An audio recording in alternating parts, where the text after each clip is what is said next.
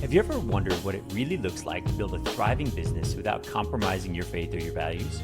What if the same principles that make a company profitable could also make it purposeful, rooted in biblical wisdom, strong leadership, and long-term vision?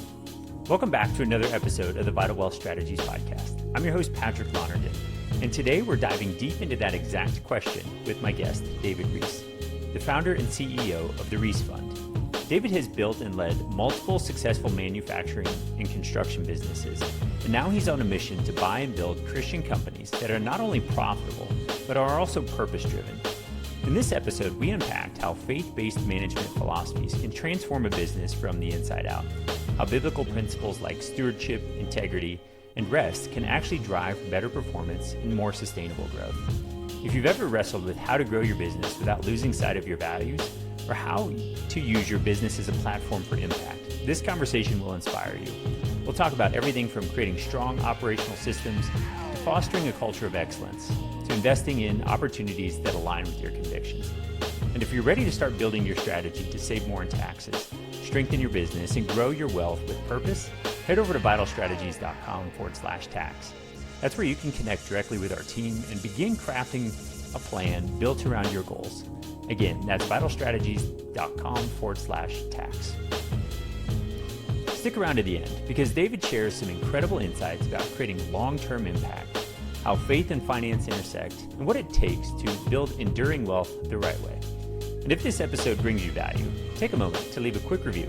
It helps us reach more entrepreneurs who want to build profitable businesses with eternal purpose. All right, let's dive in. Here's my conversation with David Reece. I'm excited about our conversation today. We've got David Reece, serves as CEO and president of multiple businesses, but today we're going to be talking about the Reece Fund, and we're going to get into that. So, David, thank you so much for joining us here today. Patrick, thanks for having me on. I'm excited to be here, and I appreciate the work that you're doing. I know that a lot of people kind of get into the space where they're starting to do well, and they need help pulling things together. I think your business is doing neat stuff for people. And one time early on, when I was looking at stuff where I was starting to make some money, I had the situation where somebody saw what was happening. They were like, wow, you pay the most number of dollars of taxes that I've ever seen per dollar of revenue. And I said, thanks, not the reward I wanted. And I think you can probably help people to avoid that problem. So hopefully you can help people to be spared from that award. Hopefully, and I'm sorry you were bestowed with that award. That's no fun. But yes, we do like solving the tax problem. And just speaking of problems, I think about the problems that entrepreneurs have that I'll say have a values-based approach. You know, they often struggle to align their business and investment decisions with, we'll say, timeless biblical principles in a world that maybe prioritizes profit over principle. We love profit. We think everybody should be profitable, but not over.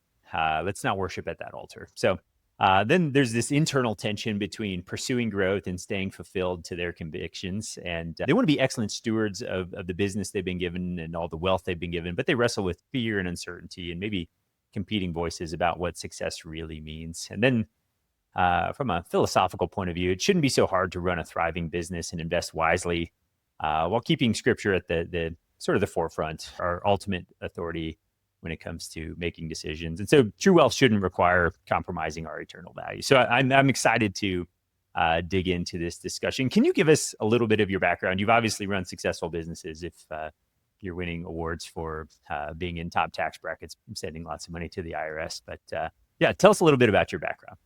Yeah, absolutely. So I was in, my dad actually taught me basic business stuff by showing me how real estate works. And I find that real estate is one of the best places for people to start putting money early on because it's like business in slow motion, right? You have all the same principles. The payments are really simple, all that kind of stuff. And so I find that it also is a great way of having something you actually control. So if you can like get a piece of real estate that you live in and then, turn it into a rental and move on. So my dad taught me the basics that way. From there, I had some stuff where I was doing contracting and consulting and doing a bunch of different things. And I got to get into a firm that had about 400 people and was able to have some neat projects with some of the manufacturers. And I fell in love with basically different operating principles, which is a weird romance, I guess. I don't know. And so I started to really like looking at, I kind of thought operating principles for systems of operation for different types of manufacturing outfits were sort of like studies in dominion, right? And it was like, Mm, how do you subdue the earth? How do you turn things efficiently into value? And so I really liked that. And I basically ran into, the Toyota system with, lean manufacturing and all that. And then mhm, I read, why, when that works and doesn't work and all that. And so I was able to get into a place where there was a guy who had a company, and that was Armored Republic. And he hired me on to basically help to solve a bunch of problems. Within about a year, he made me CEO. Then I basically said, hey, if I can repeat some of this stuff or generate some more value for you, would you be willing to let me earn some of the company? He was like, sure, if you can do that, I'll let you do that. And so then that happened a couple of times, and from there, I was able to buy the business. And it was super volatile. The tactical industry, body armor, all that kind of stuff is just like mhm, ups and downs are wild. So I was like, okay, I want to build some stable institutions, and I want to build Christian businesses, and to be able to consistently deal with stuff. And so I went, okay, how do I how do I do this? So I started to look into other types of manufacturing that was more stable, construction related things, and it sort of spread out. And so those different opportunities, aluminum extruder, Windows construction and installation, doors. We have ammunition, we have body armor, we have all this kind of stuff. So there's a bunch of different businesses that we've gotten into that are all in sort of the manufacturing or construction space, and that kind of made me go, okay, I love this. I love the physical elements. I love the being able to deal with the operational principles in that. And so what I really feel like when I've reached a point where things have succeeded well is when I'm able to kind of back out of a more operational partner and more of a chairman of a board where I'm able to coach a CEO or a COO. And mhm, that's kind of the relationship where I feel like I can add the most, is to be able to do that and to have somebody else trained into those operating day-to-day things, because there's a perspective that you need help with when you're in the mhm. operation where you're thinking about the big picture. And having done it a few times, it's nice to be able to come in and talk to guys and help them to apply the operating principles and think about things from a strategic perspective. Yeah, I love that. And I do want to highlight the real estate comment because you're absolutely right. People think real estate is an investment, but we often point people back to it's like owning a small business.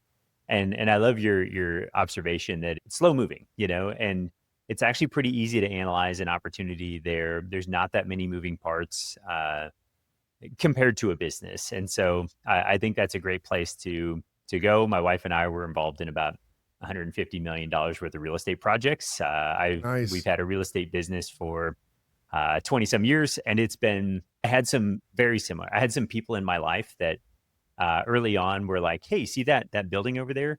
That puts $500 a month in my pocket." And I was like, "How does that work? That's awfully fascinating." And then I remember reading a book called Rich Dad Poor Dad in between undergrad and law school.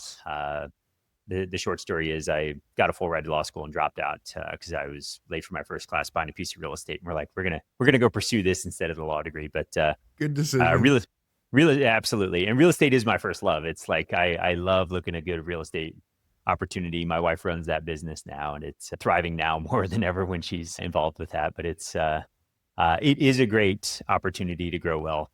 We think it's a fantastic asset class, and so I love that. I also love your experience in the business world. You got involved in business, figured out, man, I love this, and there's turned it into equity. You showed up, you added value, and started getting ownership in those pieces of the business, and then ultimately bought it. So good for you. That is exciting. So I I don't know where we want to go next, but I think about we've touched on a little bit of, I'll say, management philosophy. I think that'd be interesting, and then that might transition us to like investment philosophy and how Reece Fund thinks, and then ultimately we can wrap up with there's some opportunities out there that people can invest in if this conversation resonates. So we'll sort of tease that a little bit. But yeah, where would you like to start next with this?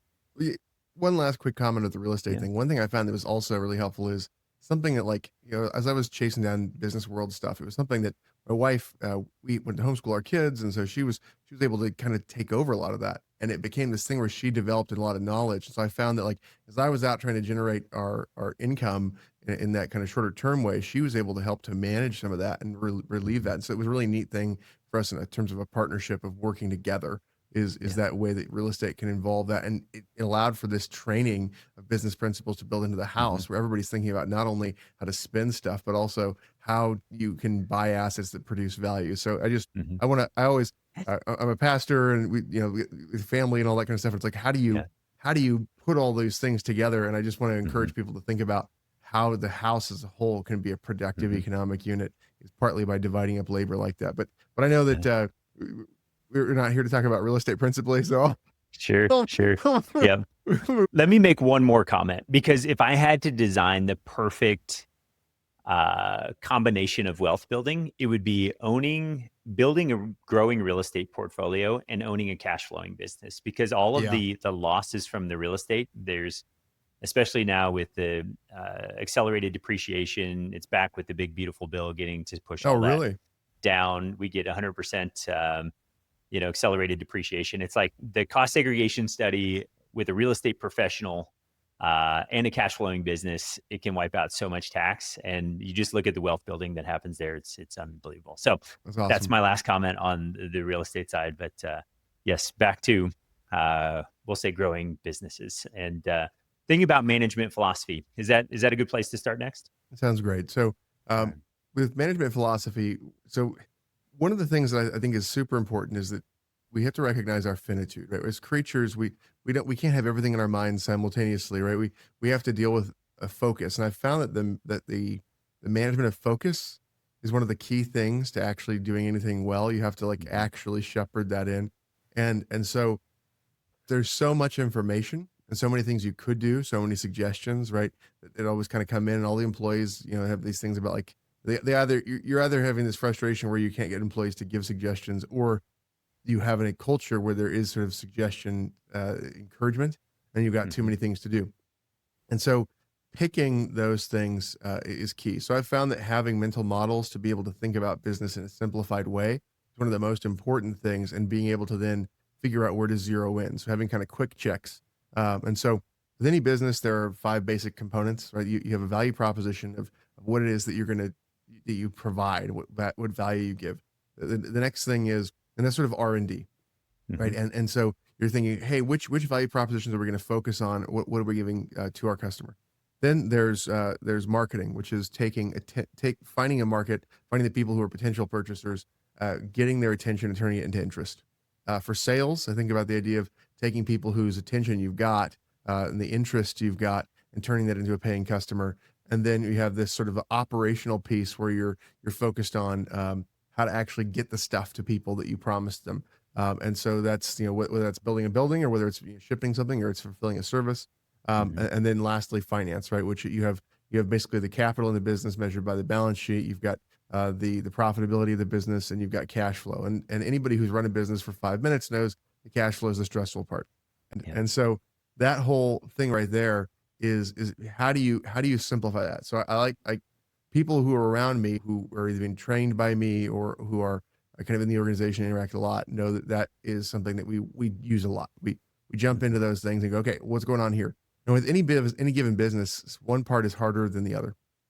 And so you're figuring out which the one that has the problems the most, and what's the one that's constraining the growth of the business. And so I have found that the theory of constraints is a extremely useful mental model. There's the famous book, The Goal, which kind of puts it in story form.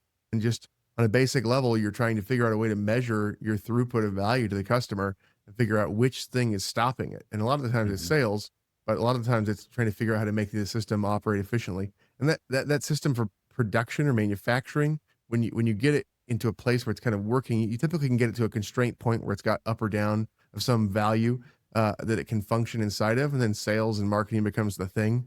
And then you hit a point where you have a new fun problem where you've sold too much, like you're running into with what you Yeah. got going on, and you go, okay, well, can we expand that, or do we raise prices, or do we whatever? And so that's sort of, you're trying to get to a place where you've got the selling mechanisms and the delivery mechanisms functioning efficiently and well. Um, and then from there, you're trying to figure out how to, before you try to grow a team, you want things to run efficiently, right? And so there's a lot of tools from lean manufacturing that I think are super useful to tighten things up there. But you have people can try to over tinker with lean and never kind of move on, or they can try to do that too early before they're really producing value.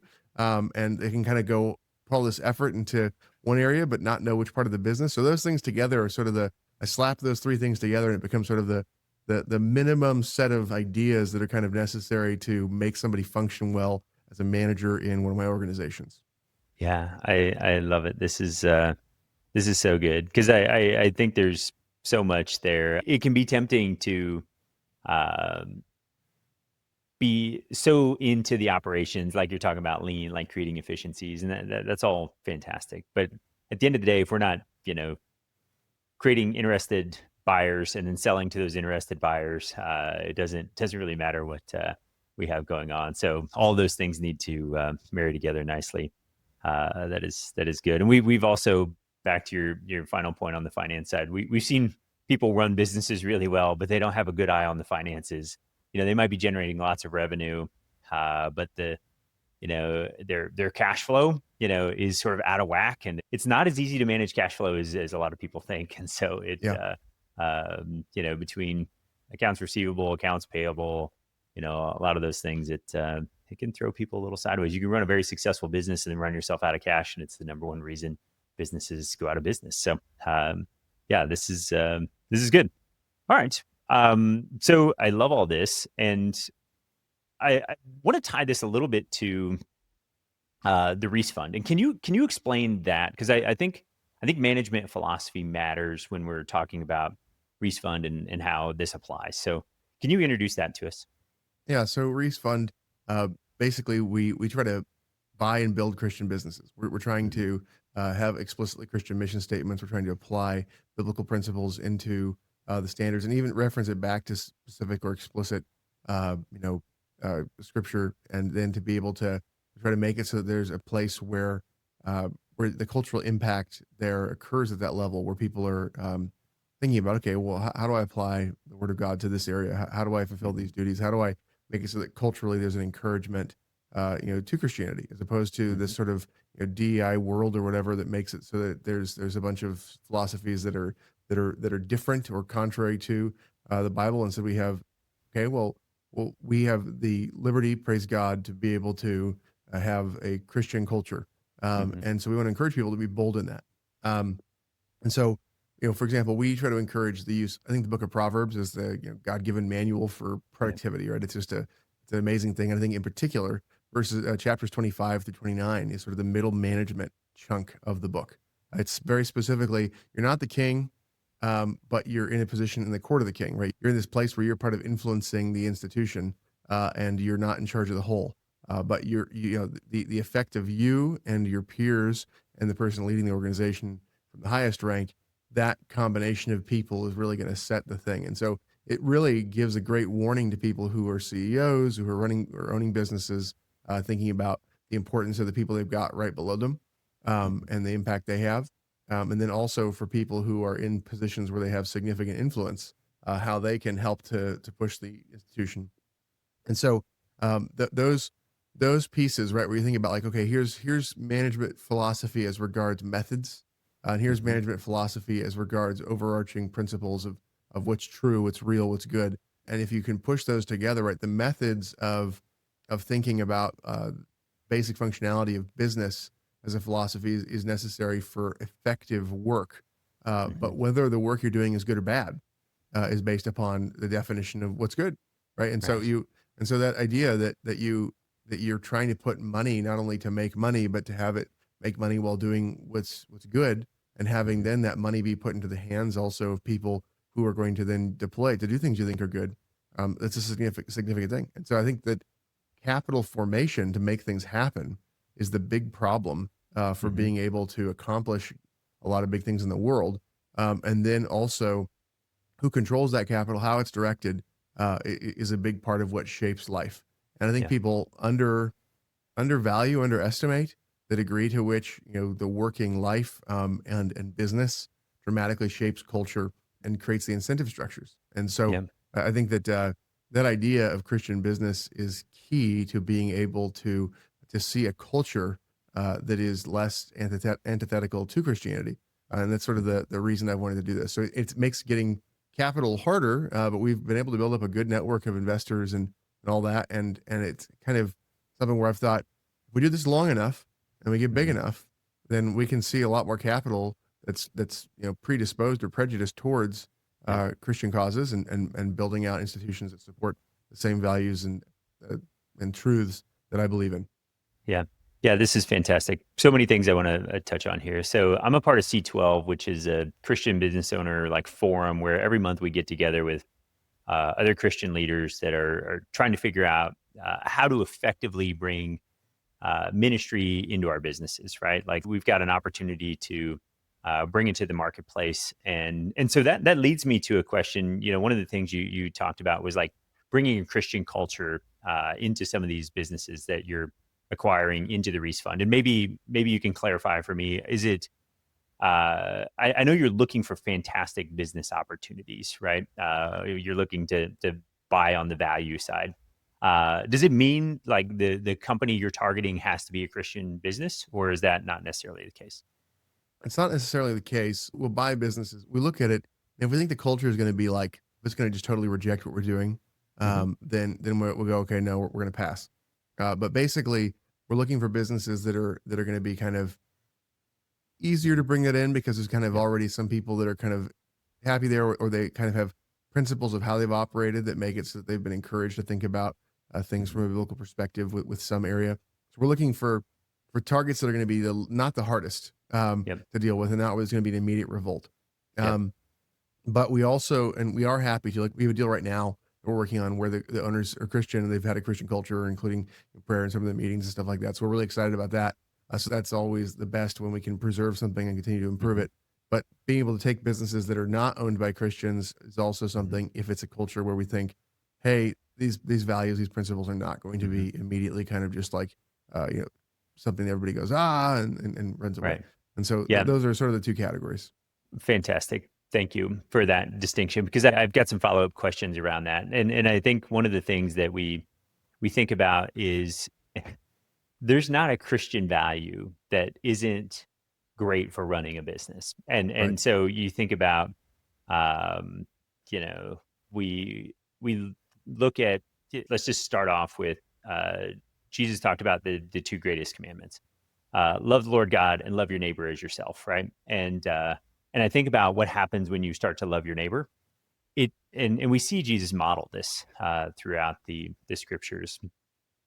He doesn't come and beat people up. The only time Jesus was really angry was with the we'll call it the spiritual elite, right? The religious elite, maybe. That those are the people he got frustrated with. But we'll see Jesus like approach people, and he showed up with grace and kindness and mercy. And so I think about that as a leader, and it's like we're not. Uh, Look, I would love for you to believe what I believe, but it's not a requirement to work here. Right. And what that really is going to mean for you is we're going to care about you in probably a way you've never been cared for before, because that's what we're called to do. And again, we're not going to do that necessarily over. We're going to do that because we're called to do that, but we're also going to do that because we're trying to run a very successful business, and we think that's a part of that. And so, I don't know if you have any thoughts or comments on, bringing Christian culture into a favorable secular environment. Can you just talk a little bit about, how? Because I think the way here's a few thoughts. Because when we're hiring people, we do not shy away from who we are. Right. And it's okay for people to self-select out. And we don't make it a requirement. Like, hey, here's what we think are, the truths, and here's how we're going to run our business. Here's some optional things we do. You're not required to show up to, our Tuesday Bible study, but if you want to, you're welcome to. And our core values have, if you understand the scriptures, you're going to start to see, those things through our core values and mission and vision and all those other things. And so, yeah, I'm curious how you go about bringing those things into a business. Yeah. So I think the idea that you're very straightforward about who you are is extremely Hmm. important. I think that the thing is, people are afraid of being targeted by malicious people if they are Hmm. really straightforward. The reality is, the bigger threat is for people to not understand. And as far as malicious people go, if you treat them justly, then Hmm. that protects you from a lot of problems from malicious people. I think the Lord often makes it so that somebody wants to set a trap for you, and if you're seeking to honor him, that he'll cause the trap to spring on themselves, like some sort of Looney Tunes Mhm. episode. And so, does Yeah. anybody even know what Looney Tunes is anymore? I mean, I feel like maybe. I certainly do. The Wile E. Coyote, Roadrunner, those were, Tom and Jerry. Those are, core memories for me growing up. But yes. So, that idea that I think it's important to be straightforward, bold, clear, and then if people are like, yeah, I don't agree with you, but I still like to be a part of this, they Mhm. have some idea of the kind of culture, and it's typically because they like something about the externals of what that culture creates, right? And so then they at least value what you're building, and so then when there's sort of um, also you find that it draws people in who also appreciate what you're trying to build, right? So there's this kind of repulsion effect. There's the drawing in, and then there's other people who are just like, sure, yeah, I like some of the elements of that, and so it helps with that.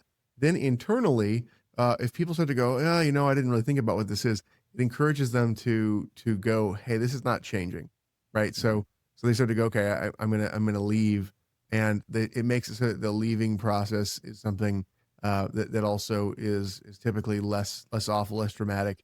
And then sometimes you'll have people that just kind of freak out, especially if you buy a business, and then you kind of say, "Hey, this is the culture that we're trying to put into place." And so what I try to do is I try to do enough to be clear to begin with the takeover, and then I also try to at the same time gradually bring certain things in. So one of the things we're really clear about right away is something that helps to build credibility that we mean it. We mean it for their good, and that is we come in and we talk about, hey, for the Lord's Day, we're going to make sure everybody gets to rest, and we're going to make Mhm. sure that unless there's like an ox in the ditch that we got to take care of, unless there's some necessary work to avoid the destruction of value Mhm. or life, or it's some sort of mercy that we need to give to avoid suffering to somebody that especially if it's our fault, we're, Mhm. we're gonna we're gonna avoid interrupting people's time to rest then, Yep. and we want to make sure that people are free to worship God and to be able to focus on their families during that time. And so Mhm. that is one of those early announcement things that we do that helps people to kind of be like, what is this? This is a little bit weird. And they're kind of like, well, I've heard of Chick-fil-A, and so that basic idea Yeah. is one of the early things that we announce. And so then there's sort of this gradually increasing application of things and trying to be gentle with people along the way. And so I can talk about that for hours, but just that's sort of Mhm. the some of the basic thoughts around that. Yeah, yeah, I love it. And just on your point on rest and Sabbath, um, you look at the Ten Commandments, and it's honor the Sabbath. It's in there, right next to, you know, uh, don't murder, don't worship false idols, don't cheat on your spouse, all of those Hmm. those other things. And it's one of those that feels like it's really easy to push through. Like, that doesn't apply. I don't need to rest. And we also look at. I read a book John Mark Comer wrote called "Ruthless Elimination in a Hurry." Great book, highly recommend it. And really got us to like not just think about Sabbath, what it truly means to rest and be disconnected. And Jesus points out Sabbath wasn't made for God; it was made for man. And it's Hmm. it's good for us to rest and refresh. And so I really appreciate that. And again, there's all this, we'll say, secular data around rest makes your people more productive, Yeah.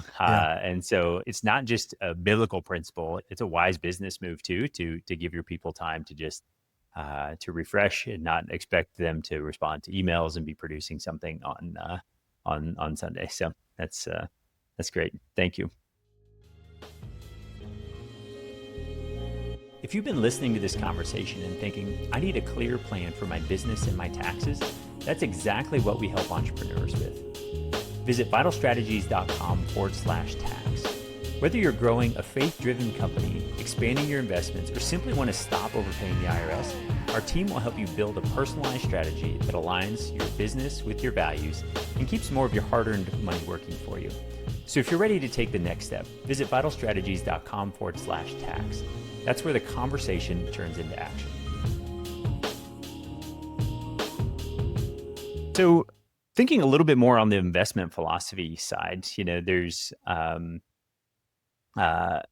how do when I think about a fund, the goal is to increase the value of the investment. So we want to make a great buy, and I'm curious your thoughts on how we manage the risks there, because business is challenging. The number of businesses that don't make it, are high. Now, those established businesses generally have a much lower failure rate. But yeah, how do you go about finding those right opportunities and analyzing those and figuring out which investments make the most sense?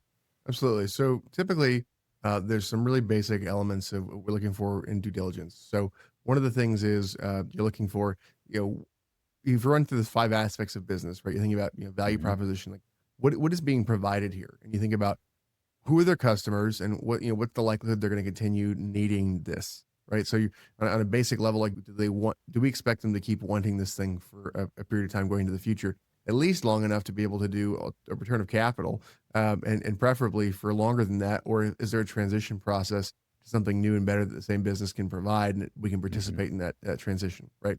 So then you're looking at the marketing process and you're going, okay, is there some way here is there a larger addressable market, or is there a way to take the same business activities and provide, some sort of larger addressable market to Hmm. support, and to have kind of side by side business units that would make the same infrastructure easy. Whenever you're looking at trying to get new stuff out there, the basic matrix for thinking about that is the easiest thing to do is to keep selling the same thing to the same people. Hmm. Right? If you got a business where you got repeat to the same people, it's like great. You got sort of stable way of continuing to do stuff, and so this idea of ongoing thing. Then the next highest risk after that is trying to take the same thing you already do and seeing if you can sell it to new people, right? Hmm. So okay, well, I mean, are there new people we can sell this to doing the exact same thing? Um, and then from there, you're looking at what about taking our current people and using the trust we've got and trying to offer something new to them, right? And so those two are more risky than the same thing to the same people, but less Hmm. risky than if you said, "Here's a new activity to a new group of people," right? Right. And so that right there, a lot of times people are looking for, they're looking for the next big thing. It's like, hey, a new activity with a new group of customers. Well, no, the probability of failure there is a lot higher. And Hmm. so we're looking at, are there ways to try to add on those other things on the side where it's either just a new activity or just a Hmm. new group of people while retaining one of the other ones. So that's a big part of it. Hmm. The next thing is we go, okay, so for the sales process here, like, how does it look? Is this something that's going to be, is it simple? Is it like just a website, and are you able to just, put some ads in front of people and have them sell? Or is this like you got to break in and get new things, new people where you can talk to them Hmm. about this issue? And so there's some ways it's nice to sell direct to consumer in that it's like easy to get, new customers cheaply a lot of the time. The problem is that typically means that the value per person that you're selling to is a lot lower, which means you're looking at volume and of transactions. Whereas if you've got a sales relationship where you're doing a lot, where you're saying, hey, we're going to sell tens of thousands or hundreds of thousands of dollars to the same customer every month. Okay, well then you can really afford to invest in trying to grow that out. And so we think about those processes, the value delivery thing. Is there a value of scale here? Is there any opportunity to invest? Hmm. And then from there, obviously your goal is to have the least capital in to do the most growth, and to be able to think about, can you improve margins? And so we love looking for places where you look around that and you go, hey, there's all sorts of stuff here where the activities are inefficient, right? So when you're looking to buy a business, that idea of like there's inefficiency here, that Hmm. right there is like the smell of opportunity, right? Because Yeah. whenever something's going badly already, then the ability to fix it becomes opportunity to make the business better. Yeah. So if you find a place and everything's kind of like, you're like, oh, this doesn't seem very, things are not going very well here, and it's still making money, then you're like, okay, well, this is opportunity. Yeah. And so the other thing is we're looking for ways of reducing the risk on the acquisition itself, where you go, okay, why is the person leaving here? Hmm. Why are they selling?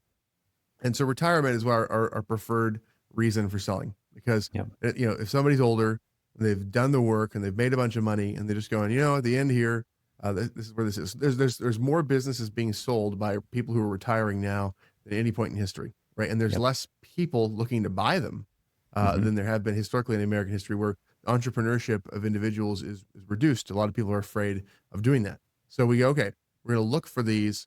And the other thing is, for what we're looking largely at businesses that do more than 2 million in EBITDA and do less than 10.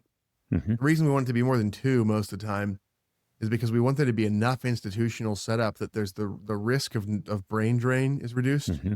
Yep. right? So there's more people who know things, and to make it, we know that the owners are leaving. So what's happening here in terms of this idea of, okay, how do we reduce the risk of the loss of knowledge that's necessary to function?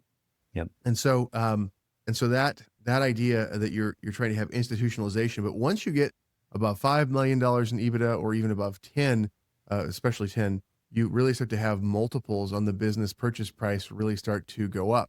And so Mhm. we find that the best competitive advantage for us is to come into that space where it's, over 2 but under 10 in terms of the earnings before interest, taxes, depreciation, and amortization, and Yep. that ability to buy in that space where there is some institutional girth, but there's also, it's small enough that a lot of the really big institutions don't want to Mhm. come in because of the level of work involved in those takeovers. Yeah. Yeah, I love this. There's so many good things you talked about there. I love the threshold of 2 million of EBITDA. It's really hard to get a business to 2 million and have it Yeah. solely dependent on one person. Like it's got enough, like you were talking about, organizational structure around it to run. When you take one person out of it, it's not all going to fall apart. Now, not that that key person isn't really important to running that operation, but at least you're aware, like, okay, we see this function that this person sets in, and we go from there. And then, the 10 million of EBITDA, you're right. It's interesting how we see the multiples as EBITDA starts to grow. You get to 5, 6, 7 million of EBITDA, the multiple might be, because now there is real enterprise value here. It might be 12x versus 2 or 3x at 2 million. So, those are really interesting distinctions. And Cody Sanchez wrote an interesting book called Main Street Millionaire, and she talks about the same statistics, like the number of people that are running, I'll say, fairly successful businesses, making a healthy income, but they're looking to retire, and they don't know what to do with this business. It's not necessarily big enough to sell to private equity. They don't know how to find a buyer traditionally, and so I love the fact that you're going, hey, let's go find some of these neglected markets and take advantage of, not take advantage, create an opportunity for the seller to sell, Sure. capitalize on their hard work, and us to take this business to the next level. So I think that is great. Anything else on that? Because I've got some follow-up questions on sort of next steps for Reece Fund and where you see this going. So, Yeah. One thing I want to communicate is just that, the value of the purchases there. A lot of the times we're able to get stuff where, we are really talking about being able to purchase it somewhere between 2 times and kind of 6 times mhm, the yearly earnings. And if we're able to get, seller financing where a big chunk of that, let's say, a quarter or a third or a half of the value is seller financing, the investors end up having a lot less capital they have to have on the line there, and they can really make it so that the cash flow for servicing any sort of debt or whatever for taking things over can be a lot more positive. And so uh, we found that the multiple, you look at the public markets, right? The basic benefit of the public markets is liquidity. The multiple on public markets, is you're looking on average, 20 times the yearly earnings, 25 on, like the S&P, 30 with NASDAQ, whatever. So you're looking at, okay, these multiples, the company has to continue to operate for 20 years at the same level of profitability to pay for itself. If we're buying itself with its own earnings, right?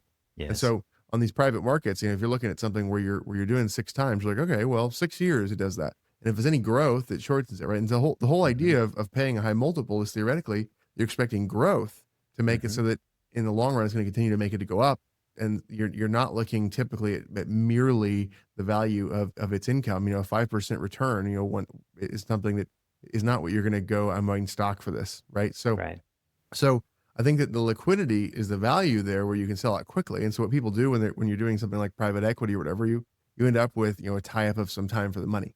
And so the Mm. higher multiple, you're basically taking on the idea of the higher multiple, and you're getting rid of liquidity for that. And they both have risks of the up and down of a business. Hmm. It's the same basic type of risk. You have an increased volatility with smaller businesses, right? So the volatility increases. There's the same basic enterprise risk principle with a multiplier of up and down when you're dealing with small businesses.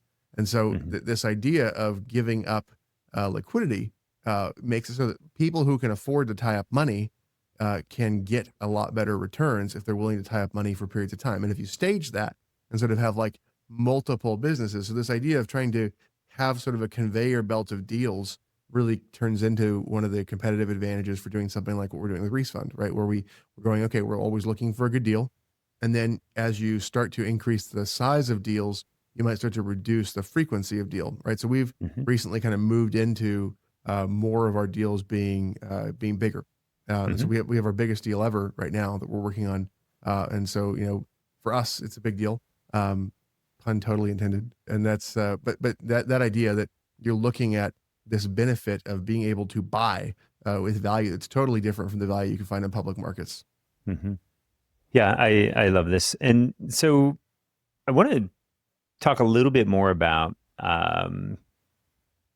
synergies. I'm thinking about Reece Fund, and you're acquiring different businesses. Are you seeing opportunities to, because, and here's where I'm going with this. Like right now, we've got clients that are selling either majority share or minority share to private equity, and then they're making additional acquisitions inside of there, and that EBITDA number is growing. And like we just talked about, the larger that EBITDA figure gets, the larger the multiple gets. So, by making acquisitions, you can, if I buy at a 2 or 3 or 4x multiple, but then I add that to my $10 million EBITDA figure, now it's worth a 10, 12, 13x multiple.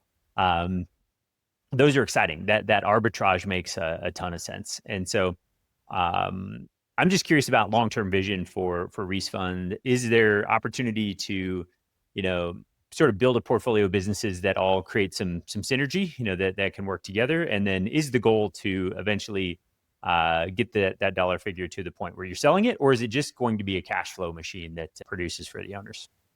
Yeah, so our goal is to generate the cash flow machine. So as opposed to the buy and flip, our model is buy and hold, and I believe that there's long-term benefits that build in. I think that what you've expressed is sort of, I think, the standard model, and I think the standard model is built upon trying to take advantage of those multiple growths, right? And I think that it makes total sense. I am seeing a little bit of erosion in the market of that sort of the stair stepping of the multiples. And it seems like the multiple points are starting to rise in terms of where you start to see those big step functions of value. And I think it's because the market is, reacting to the fact that there's an increased supply of people doing exactly what you're talking about.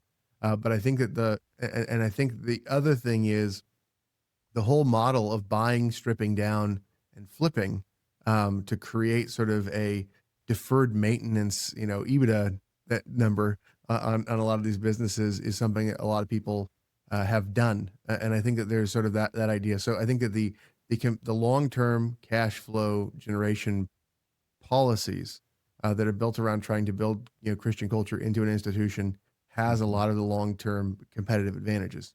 I think that for capital, both are very viable, right? I think that, but I think that institutionally, there's a long term institutional value to the buy and hold. Yep. And so that sort of buy and hold method, um, for us, what we typically end up doing is we end up buying back equity from our equity partners. And so the idea there is we have to have a model built in where it's either got some sort of we typically are doing something like a dividend or and a dividend with like a buyback floor. And then we might have sort of like either an algorithm for like, okay, based upon where profitability goes, that'll raise the price, or we might have a conversion right. So like our most recent deal, we have a conversion right built in. So it's like, here's this dividend, it's a preferred Mhm. dividend. Here's a floor we can keep it at. And then you have, some period of time, 5 years in this case, where you're able to do a conversion. Mhm. Yeah, this is great. And one of the things that sparks my thinking is, I think maybe a famous example of what you're talking about is Warren Buffett, right? Like Yeah. Warren's known for buying, holding for long, long periods of time. He does divest occasionally, but the goal is to buy it with the thought process of never selling it. Let's just buy a super attractive cash flowing business that has a lot of the things that you're talking about, strong reputation. Warren's not necessarily looking for Christian ethos and that type of thing, but they are looking for successful businesses. And the reason those those large EBITDA businesses have tremendous value is because they're so robust. The likelihood that a rogue wave is going to take them out is just so low. And so there's a lot of safety and security in a business that has built an enterprise to that level. And so I love what you're doing there. And I think it really is um, long-term vision, right? Like we've got a long-term plan here. We think bringing Christian principles to the marketplace and running successful businesses on those is great, and it's going to provide tremendous value back to the shareholders. So this is good, so good. Right. And Go regarding some ahead. of the benefits of synergy, right? There's still ways, like for example, we have an aluminum extruder and we have a window installer, right? A Hmm. glazer, and so there's purchasing of extruded aluminum, right? That occurs Hmm. there, right? And so if you can provide benefit there by having lower price to one and having a higher price to the other because you're limiting a distribution channel that's in between, and you're making it so it's easy to do because you have a stable customer or whatever. I mean, great, Hmm. that's wonderful for both of those, right? That kind of thing. And then you've also got, with our central services, we essentially do things like HR, accounting, Hmm. IT, legal, right? Yeah. Some of the obvious things that are sort of easy to apply to different kinds of businesses. Hmm. And so those things, you can have really high quality talent and reduce the cost that's going for that talent, each of the businesses. And so that's just, those are some of the ways that we find that there's a lot of benefit between the businesses. Yeah. Yeah. If I can nerd out on a finance idea for a second, you think about cost of goods sold, right? Like that's sort of in every business. You want to do that as efficiently as possible. But then after our gross margin, we have um, operating expense, the OpEx, and that's HR and all those other functions. And so when you can create lots of efficiency there, that's wonderful. If I can have one superstar team on HR that manages all of this for all these businesses, that's great than having, I'll say, a bunch of mediocre talent spread across, Right. just because I can't have the depth and breadth because we're not big enough on each of those individual businesses. So I think that's wonderful. Lots of wisdom there. So good, very good. All right. So if it's okay, can we venture into, we've talked about management philosophy. We've talked about Reece Fund. Now let's talk about, let's say I raise my hand and I say, hey, David, the work you're doing here is incredible. Um, I think the unique thing about Reece Fund and what you're doing is it stands out. It's something different. It says, yes, this is who we are. We're planting a flag on our values, and we're going to manage this way. And some people are going to say, I love that. Other people are going to be like, not for me. And that's okay in my book. I think we should be, um, we talk about a beige Camry. Nobody gets super excited about a beige Camry. It's a very effective car for getting you around, but it's not that exciting. What people do get excited about, we'll say yellow Lamborghini. People are going to go, I love that, or I hate that, and that's totally fine. And so I think you're doing a great job with Reece Fund, saying, hey, this is who we are. We're not wavering from this. And so let's say somebody is listening to this, going, man, this is incredible. I want to learn more about the investment, and we'll sort of give people some um, how to connect with you. But can you just tell us a little bit of the overview of what it looks like to invest with Reece Fund? And if I come to you and say, hey, I've got some money, I want to get started, what do we need to do from there?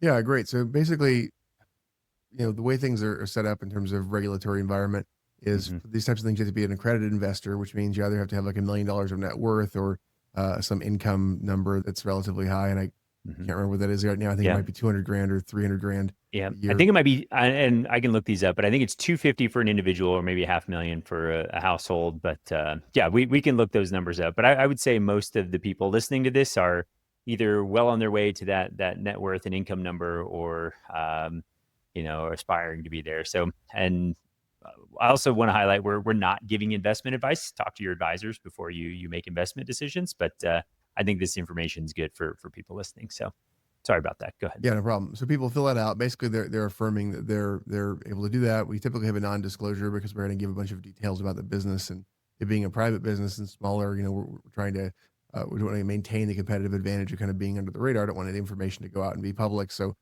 people look at they're agreeing to keep that information confidential. When they look at it, they get to dig into the deal. And basically, so I'll use our most recent thing for example. Basically, we're doing a maximum of 250 shares at $30,000 a share. And they're set up to be preferred shares who get basically you end up doing a 9% dividend on it. Then there's sort of a floor of after a certain number of years where 5 years in we can buy it back, and 7.5 years is you can put it back, and you're collecting the dividend the whole time, and then you get the idea that you can put it back at 150% of the initial investment. So we kind of set up like a floor like that, right? And so Hmm. that then the other thing is for the first 5 years they have a conversion right. So if there were any common dividend that could be announced, that they'd have an option to convert into that and start participating in that. And if they just saw it and said, "Hey, the business is doing really well, even though there's no dividend, I'd like to convert to have the common stock because I think it's going to be worth way more or whatever." So you could theoretically like wait until right at the end of the 5 years, collect the preferred dividend, convert over to the common, and stick around in that and participate. And so those are sort of the way of trying to make it so that you've got some sort of a cash flow, have some sort of a positive return at the end on the return of capital, make sure it's something that's occurring there while you're also collecting the cash, and then to make it so there's like an unlimited upside by having the ability to go into the common stock. So that's sort of the example. And that one, we're doing that's a manufacturer. We're buying it. We're buying it at 6 times the earnings, and it's over a $6 million EBITDA one, right? So Hmm. we're looking at that, and we think that there's opportunity. It's doing a combination of it's doing structural steel and fabrication of steel stuff, and so I love that, Hmm. right? And so you got this Yeah. this huge chunk of land and a building and doing all that kind of stuff, and so it's just this neat industrial opportunity. And it's got a combination of engineering stuff and manufacturing stuff and construction related things. And so you just look at the set of activities and you're like, well, they're piecing a lot of stuff together in a kind of Hmm. niche there. And so I love those kinds of things. And on a basic level, we go, yeah, I think there's opportunity to grow this, but we think the business is a durable business. Hmm.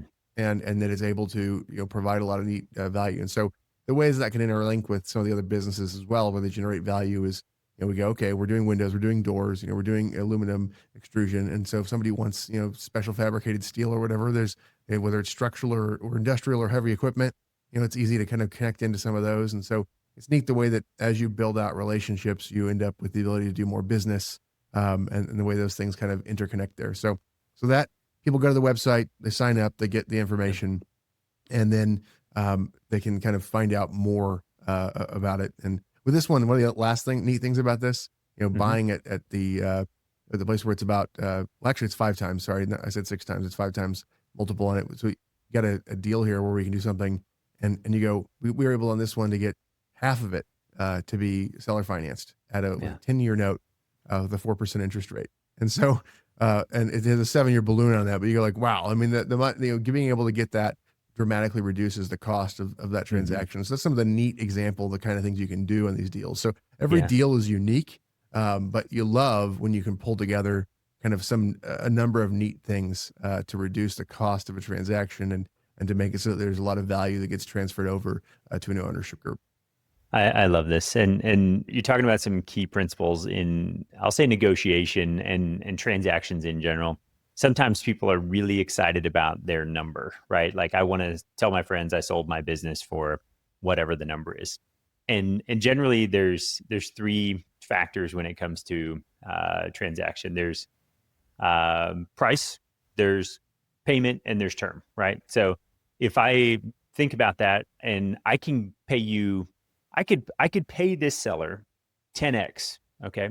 And a scenario where I could pay 10x is I get financing that um, runs out for 100 years, right? And I have such a low payment that my cash flow is just through the roof. Now, it's going to be hard for me to build equity, but in our previous parts of this discussion, it was like, I'm not planning on selling this thing anyway. And so it's like we could create a cash flow monster. Not that that's necessarily a wise thing to do, but I look at the present value of your financing, and it's really, really valuable. Right. It makes an economic impact on the number and the cash flow and all those other pieces that you were talking about. And so it's like I'm okay giving a decent number, but when I get favorable investment terms, that really can make a deal work. And it makes me think back to my early days of real estate investing, and I didn't have the capital to go do things. So it was like I had to find a distressed seller that would participate in the financing, and it allowed us really put together some fantastic deals that were a win for everybody. The seller felt good. They got a problem off their hands. We got an opportunity. And this goes back to your point earlier on identifying opportunities. If there's something messy going on and it's still creating cash flow, like that's exciting, right? And so if you can solve those problems, every dollar, like we've talked about, that hits the bottom line increases the value of our business by a multiple. And so that is all really exciting. David, I love the work you're doing here. I think this is fantastic. If somebody's listening to this and wants to know more, reecefund.com, and that's REECE fund.com. We'll have a link to that in the show notes. And if you just scroll down, there's an investment inquiry box. Just fill out your information. David and their team will get together and get you that information and be in touch, because when this episode comes out, there's a couple weeks left. I think at the end of November, you're going to be closing down the fund, and who knows when the next opportunity is going to be out there. So I think there's definitely people that are looking for these values-based opportunities, that are aligned with the scripture, that say, hey, yes, I want to be involved with businesses that have this thinking and thought process. And I'm so glad you're bringing these opportunities to the marketplace, but I'm also excited if people want to take advantage of this. There's a limited time and they need to get moving on it. So that's reecefund.com, and then just scroll down and fill out the investment inquiry section. So David, this has been great. Is there anything else we should be talking about, whether it's from management philosophy, investment philosophy, or just details around the fund in general that we haven't covered yet? Yeah, I think one of the things that's really important for people to think about is that when you're dealing with deal world in general, there's three big things that are being organized, and those are deals, management, and capital. And if you're able to get deals with management and their values align, and capital that their values align, and you're able to make it so that you have shared objectives, and you're trying to accomplish a shared mission, the environment becomes a lot less mercenary, and it becomes a lot more something where there's a cooperative effort in a division of labor. And so one of the things I've been excited about is just that kind of over time, as I've been working with people and doing multiple deals with the same people, and starting to kind of benefit from the interaction of those things, is the way that they kind of feed each other. And the way that you end up with investors who care about your fund, that are connecting you to other people who work with and management sources. And then the way that they also connect you to other deals. And so there's this kind of neat way that it builds on itself, where there's, you mentioned before, sort of not having the beige Camry, right? And so this idea that, like, this name, thinking about it as polemical marketing, where you're sort of like, where you have a polarization effect, makes it so that you end up with management, deals, and capital that are all aligned. And it makes it so that there's this feeding system where people are working together. And then of course those businesses have ways of working with each other, and customers that are like, hey, I like what you're doing, kind of start to appear as well. So there's a pretty amazing way that things coalesce, that I've been excited to see. And I think that's you and I met, right? I think one of the guys on my team was at some sort of Christian conference or something like that. And there's a sort of discussion there. I mean, so it's sort of it's the way that builds out over time, to make it so that there's a self-filtering system that encourages things that are going to fit well together. And so I think that that's something that I have been blessed by. Some of those things I thought about, and some of them were a surprise to me as I was going. And it's just interesting how kind of blessings have been accumulating and accruing across time, and the way that these things interrelate. So I have been really thankful for that. And God is wiser than men. You're trying to take the next step and do the next thing. And it's amazing how so often these things build on themselves in ways that you didn't expect. Yeah. This is great. And I look at the good work you're doing, and it's spreading over many facets. It's these businesses, it's impacting investors in a positive way. And I love that you're grounding your work in the truth of the scripture. It gives you clarity, confidence, and I'll just say peace in this process, that you're building businesses that glorify the Lord, and you talked about the cascading effect of the blessing. It's blessing people in many different ways. And I think that this is great. So David, this has been a wonderful conversation. I appreciate it. I think we'll probably have to follow up more and just see how we can work together. And I think there's probably multiple facets, but I think this is great. Again, check out the good work they're doing, reecefund.com. We'll have a link to that in the show notes. But David, thanks so much for joining us here today. Thanks, Patrick. God bless. Thank you. Thanks so much for tuning into this week's episode of the Vital Wealth Strategies podcast. I hope you found real value in this conversation with David Reece. His approach to business, leadership, and faith is such a powerful reminder that profitability and purpose don't have to compete. If you got something out of this episode, take a moment to share with another entrepreneur or business owner who could use these insights. And don't forget to leave us a quick review. Your feedback helps us reach and inspire more people just like you. And if you're ready to start building your own tax and wealth strategy, to save more, grow smarter, and lead with clarity, visit vitalstrategies.com/tax. That's where you can connect directly with our team and begin putting the right plan in place for your business. Again, that's vitalstrategies.com/tax. And remember, you're a vital entrepreneur. You're vital because you're the backbone of our economy, creating opportunities, driving growth, and making an impact. You're vital to your family, creating abundance in every aspect of life. And you're vital to me because you're committed to growing your wealth, leading with purpose, and creating something truly great. Thank you for being a part of this incredible community of vital entrepreneurs. I appreciate you. Look forward to having you back here next time on the Vital Wealth Strategies podcast, where we help entrepreneurs minimize their taxes, master wealth, and optimize their lives.